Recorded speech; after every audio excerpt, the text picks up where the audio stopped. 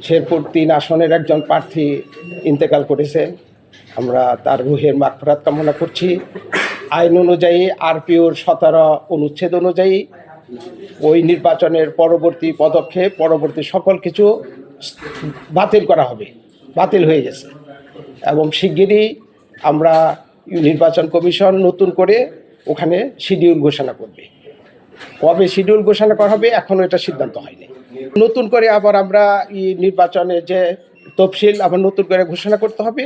তখন যারা যারা দিয়েছেন তারা নতুন করে না দিলেও চলবে, কিন্তু নতুন করে যারা দিতে চান তারাও দিতে পারবে। এখন সেটা এখনো সিদ্ধান্ত হয় নাই, এটা কমিশনের মিটিংয়ে বসে শিগগিরই আমরা সিদ্ধান্ত নেব ইনশাল্লাহ। না, 12 ফেব্রুয়ারি আগে হওয়ার কোনো সুযোগ নাই, কারণ শিডিউলই ঘোষণা করতে হবে কমপক্ষে 15 দিন সময় দিয়ে। আপিলের সময় আছে, স্ক্রুটিনির সময় আছে, কাজে আপাতত এই মুহূর্তে কখন হবে এইটা এখনই আমরা ঘোষণা দিতে পারছি। 12 ফেব্রুয়ারির পরে এই নির্বাচনটা হবে। নির্বাচন নিয়ম হচ্ছে যে নির্বাচনের কোনো প্রার্থী যদি নির্বাচনের পূর্বে মারা যায় ওই আসনের ভোট বাতিল হবে এবং পরবর্তীকালে নতুন শিডিউল দিয়ে আবার নতুন করে নির্বাচন করতে হবে। সমস্ত বাংলাদেশে 300 জন জজের সমন্বয়ে 300টি ইলেকটোরাল ইনকোয়ারি এবং অ্যাডজুডিকেশন কমিটি কাজ করতেছে। তাছাড়া অনেক এক্সিকিউটিভ ম্যাজিস্ট্রেটরা মোবাইল কোর্ট পরিচালনা করতেছে।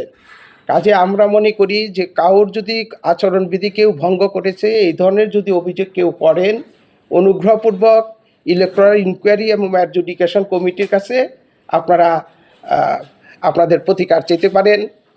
উনি কোনো একটা ইনফরমেশনের ভিত্তিতে, তথ্যের ভিত্তিতে, অথবা ওই কমিটির নিকট যদি কেউ কোনো অভিযোগ দায়ের করে অভিযোগ ভিত্তিতে, অথবা কোনো রিপোর্টের ভিত্তিতে ইলেকটোরাল যে ইনকোয়ারি এবং এক্সিকিউটিভ কমিটি বা অ্যাডজুডিকেশন কমিটি কাজ করতেছে, তারা সেখানে বিষয়টিকে কগনিজেন্ট নেবেন এবং যথাযথ আইনি ব্যবস্থা তদন্ত সাপেক্ষে কমিশনের নিকট তাদের প্রতিবেদন প্রেরণ করবেন, রিকমেন্ডেশন সুপারিশ প্রেরণ করবে এবং সেই মোতাবেক তাদেরকে শাস্তি দেওয়া হবে বা তাদের বিষয়ে ব্যবস্থা গ্রহণ করা হবে।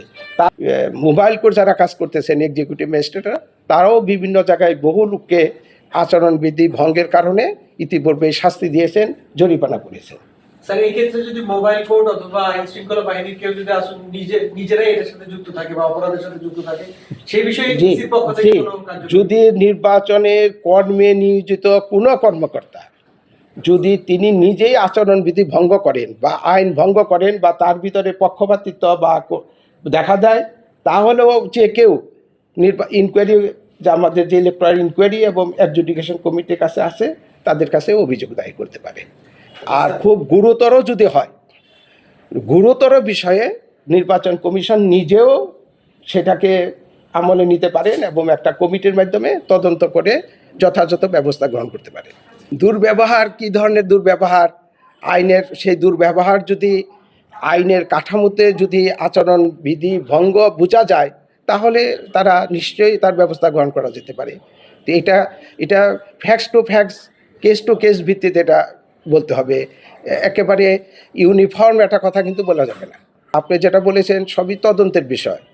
কেউ যদি ক্ষুব্ধ হন, তাহলে আমাদের যে ইলেকটোরাল ইনকোয়ারি এবং অ্যাডজুডিকেশন কমিটি আছে, তার কাছে তারা অভিযোগ দায়ের করতে পারেন এবং সেই ইলেকটোরাল ইনকোয়ারি এবং অ্যাডজুডিকেশন কমিটি ঘটনার সত্যতা যদি পান এবং যদি দেখেন যে কেউ কোনো ব্যক্তি বা কোনো প্রার্থী বা কোনো ভোটার, যে কেউ হোক, তিনি আচরণবিধি ভঙ্গ করেছেন, তাহলে তিনি প্রমাণ সাপেক্ষে তার বিরুদ্ধে যথাযথ ব্যবস্থা গ্রহণ করার জন্য কমিশনের নিকট সুপারিশ করবেন এবং কমিশন সে মোতাবেক তার উপর যথাযথ ব্যবস্থা গ্রহণ করবে।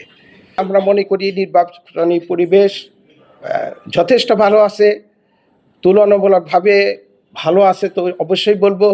তো আমরা সকল রাজনৈতিক দলের কর্মী, তাদের নেতৃত্বের নিকট এবং সংশ্লিষ্ট সকলের নিকট আমরা আবেদন জানাই যে তারাও একটা সুষ্ঠু সুন্দর নির্বাচনী পরিবেশ বজায় রাখার জন্য তারাও আমাদেরকে সহযোগিতা করবেন এবং তাদের তরফ থেকে যে ব্যবস্থা গ্রহণ করা দরকার তারা সেটাই গ্রহণ করবেন।